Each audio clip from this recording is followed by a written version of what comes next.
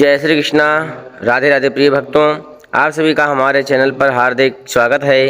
आज के इस वीडियो में बात करेंगे कि इस वर्ष 2025 में ज्येष्ठ माह कब से प्रारंभ हो रहा है, ज्येष्ठ माह कब से शुभारंभ हो रहा है, कब शुरू हो रहा है, ज्येष्ठ माह कब शुरू होकर कब समाप्त होगा, ज्येष्ठ माह में कितने मंगलवार पड़ेंगे और ज्येष्ठ मंगलवार की महिमा क्या है, इसका नियम क्या है, इसकी विधि क्या है, इसकी महत्वता क्या है। क्योंकि ज्येष्ठ माह में अद्भुत और अलौकिक मंगलवार कहा गया है, तो इसकी महत्ता क्या है, इस ज्येष्ठ मंगलवार में क्या करना चाहिए और कौन सा उपाय करना चाहिए, कौन सी पूजा करनी चाहिए, भूल कर भी कौन सी गलती नहीं करनी चाहिए, संपूर्ण जानकारी आप सभी को हम बताएंगे ज्येष्ठ मंगलवार की।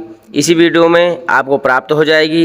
वीडियो आपको अगर अच्छी लगे तो चैनल को सब्सक्राइब कर लीजिएगा और ऐसे उत्तम जानकारी समय प्राप्त करने के लिए वीडियो को लाइक करके और चैनल को सब्सक्राइब करके और बेल आइकन को प्रेस जरूर कर लीजिएगा।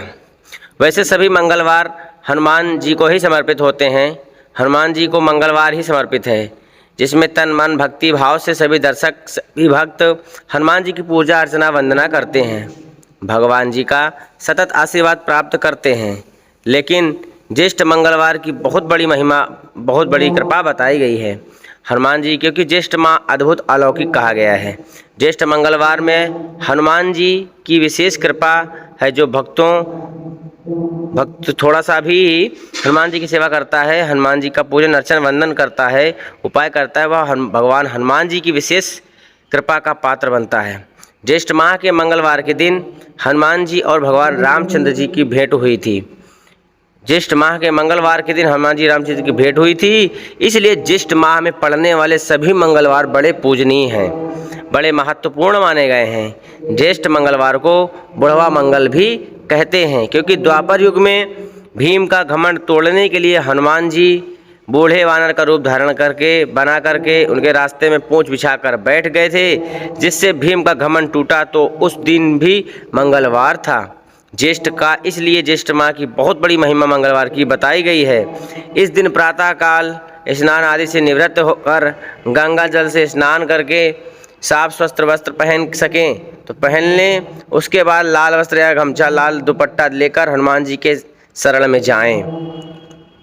आपके पास अपने घर में मंदिर हो स्थापित, कहीं मंदिर और हो, अगल बगल कहीं हो मंदिर, वहाँ जाकर आप एक घी का दीपक जलाएं और चमेली का तेल का दीपक का जलाएं। मतलब घी का दीपक जलाएं या तो चमेली के तेल का दीपक जलाएं। चमेली का तेल सिंदूर मिलाकर स्वयं भगवान हनुमान जी को, मतलब चमेली का तेल और सिंदूर मिलाकर स्वयं चढ़ाएं या पंडित जी से चढ़वाएं। लाल चूड़ा भगवान को अर्पण कराएं। लड्डू बूंदी केला या चना गुड़ मालपुआ भगवान को अर्पण करें, भोग लगाएं। इन सब का जो भी उपलब्ध हो सके इनका भोग लगाना चाहिए। भगवान को तुलसी दल अवश्य समर्पित करना चाहिए। हनुमान चालीसा का पाठ करना चाहिए। बजरंग बाण का सुंदरकांड का पाठ अवश्य करना चाहिए मंगलवार के दिन ज्येष्ठ माह में। ओम हम हनुमते नमः, इस मंत्र का जाप जितना हो सके आपको करना चाहिए। आपको जब करना चाहिए, क्योंकि मदार के पत्ते या पीपल के पत्ते गंगा जल में धुलकर अष्टगंध के चंदन से या लाल चंदन से राम राम लिखकर लाल धागे में गुंथकर बनाकर लड़ी बनाकर, मतलब जैसे हम लोग पंचपल्लो बनाते धागे में कलाव में लपेट के एक पत्ती, वह पीपल के पत्ते में या मदार के पत्ते में राम राम लिखकर 154 पत्ते या फिर 108 पत्ते गले में, मतलब भगवान को माला बनाकर अर्पण करना चाहिए हनुमान जी को। तो भगवान हनुमान जी की सतत विशेष कृपा आपके ऊपर प्राप्त होगी। इस दिन दान करने से बहुत बड़ी महत्वता है।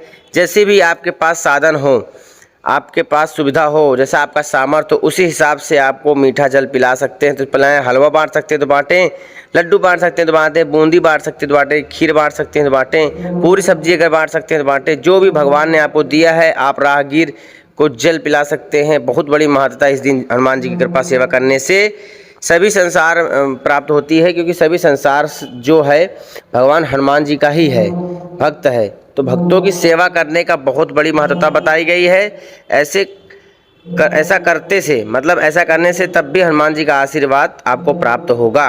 तो इस दिन आप सभी, जैसा भी आपके पास सामर्थ्य हो, तो आप बूंदी चढ़ाकर ही भगवान को प्रणाम कर उनसे आशीर्वाद ले सकते हैं।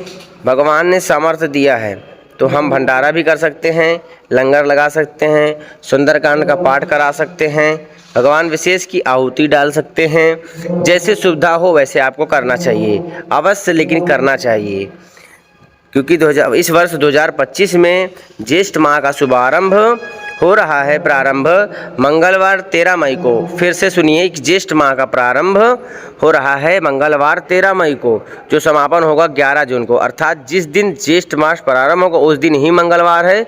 और तो इस बार बहुत अच्छा शुभ संकेत है हनुमान जी की साधना, पूजना, भक्ति, अर्चना करने का ज्येष्ठ का पहला मंगलवार ही हनुमान जी का मिल रहा है। इस माह में 5 मंगलवार पड़ेंगे। बहुत मंगलवार होना बहुत बड़ी बात है, क्योंकि बहुत कम ही 5 मंगलवार होता है। बहुत बड़ी विशेष कृपा है। पहला मंगलवार 13 मई को है पड़ रहा है, दूसरा मंगलवार 20 मई को पड़ रहा है, तीसरा मंगलवार जो है 27 मई को पड़ रहा है, चौथा 3 जून को और 5वां मंगलवार 10 जून को पड़ेगा। अर्थात 5 मंगलवार पड़ रहे हैं।